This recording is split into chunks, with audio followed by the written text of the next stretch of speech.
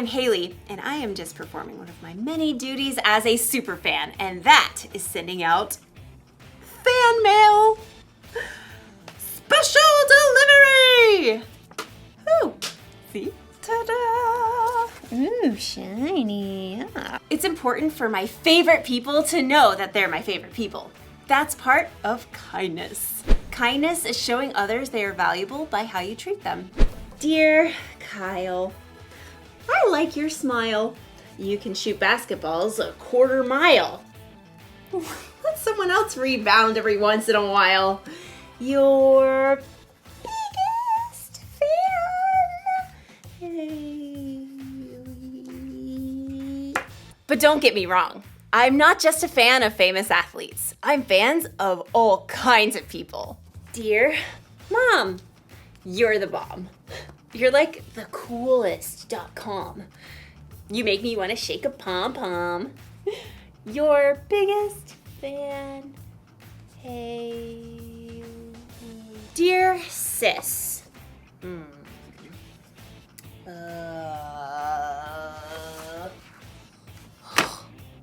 Okay. Well, I'll tell you this. The annoying way you chew is something I don't miss. And your taste in music makes me want to hiss. Your sis. Hey. Did you ever notice that it's harder to be kind to the people that you're closest to?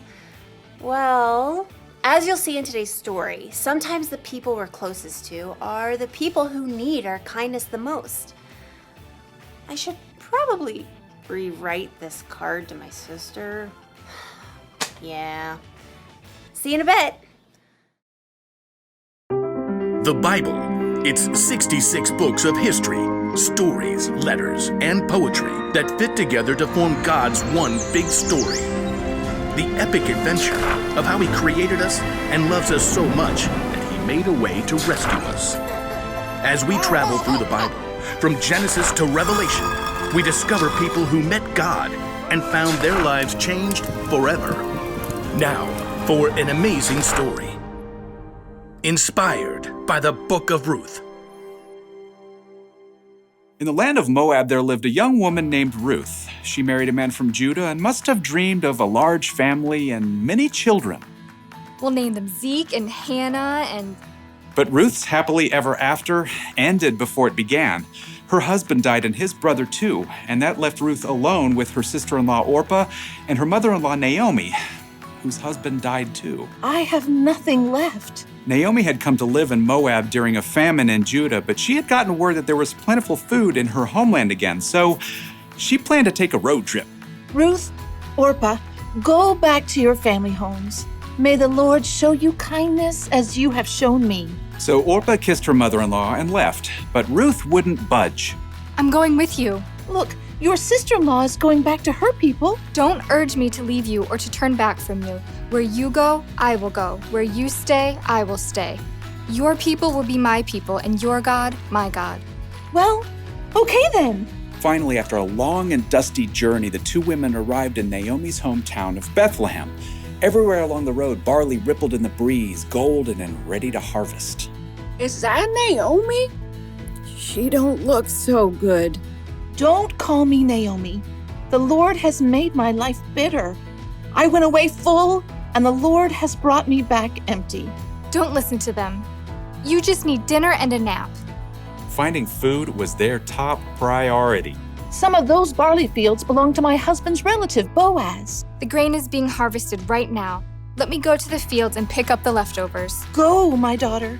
The law instructed the landowners to leave behind some of the harvest for people who needed food, so Ruth followed behind the harvesters, gathering every bit of barley that fell to the ground. Barley. Let's see. You can barbecue it, boil it, broil it, sauté it. Ruth worked hard in the heat of the day. In the afternoon, Boaz came out to survey the harvest. The Lord be with you. The Lord bless you! Boaz spotted Ruth hard at work and asked his overseer, Who is that young woman? She came back from Moab with Naomi. She asked if she could pick up the extra grain and has barely rested all day. Boaz was moved by Ruth's care for Naomi.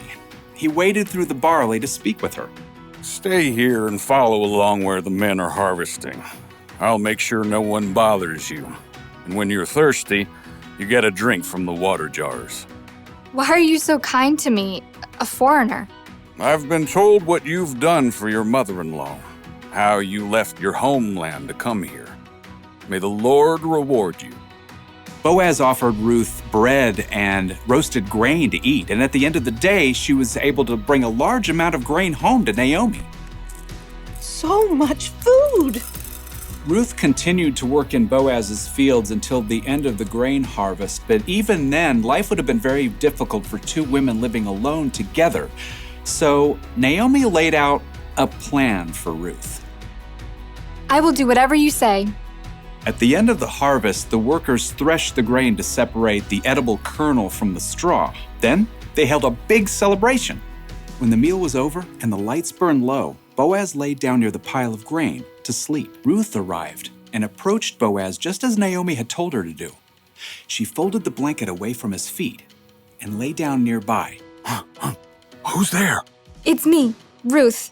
Please give me your protection since you're responsible for our family. Boaz was surprised, but what Ruth had said was true. The Lord bless you. Don't be afraid. I'll do what you ask. Everyone knows you are wise and kind. Even though Boaz agreed to help Ruth, there was a family member who was closer than Boaz. So in the morning, Boaz set out to meet that man and the town elders to settle the matter. I will buy Naomi's land and also marry Ruth, if you will let me. Well, I sure can't purchase Naomi's land and take care of my own land too. So we're good? Go right ahead. Today, you are all my witnesses that I will buy Naomi's land and marry her daughter-in-law, Ruth. As soon as it could be arranged, Boaz and Ruth were married. Naomi came to live with them, and a short time later, Ruth and Boaz had a new baby boy. His name is Obed. Aren't you the sweetest little thing? So through the kindness of Boaz and Ruth, Naomi had a brand new home and a brand new family too. Everyone could see the difference in her face. Praise be to the Lord. He's given you a new lease on life, Naomi. Yeah, that Ruth is better to you than 7 sons. Now, Ruth's story doesn't end there. Her son Obed had a son named Jesse, who had a son named David, King David. And hundreds of years later, a new baby boy was born in Bethlehem who was a descendant of King David, and his name was Jesus.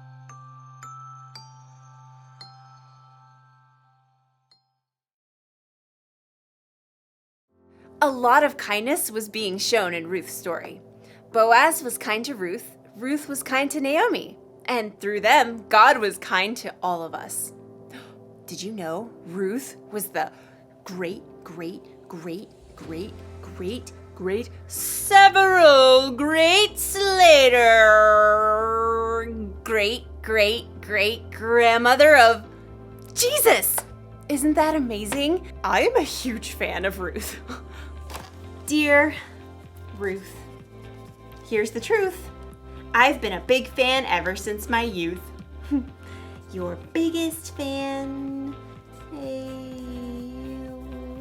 Kindness matters, especially when it comes to the people we're closest to, like our family and friends. But the people we're closest to are the people who can also get on our nerves, right? So we're not always kind to them.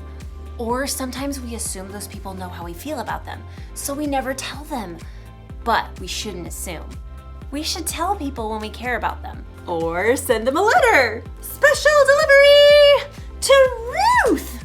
And we should be kind to our friends and family, even when they get on our nerves, because God can use our kindness to do amazing things in their world. So here's the one thing to remember today. Be kind to your family and friends. Don't let your favorite people forget they're your favorite people. Dear sis, listen to this. If I didn't say I love you, it'd be amiss. Come on over sometime and we'll reminisce. Your sis, Haley. Yeah, there. Well, that's a much kinder card to someone who will be my sister for my entire life. Love you, sis. See you next time.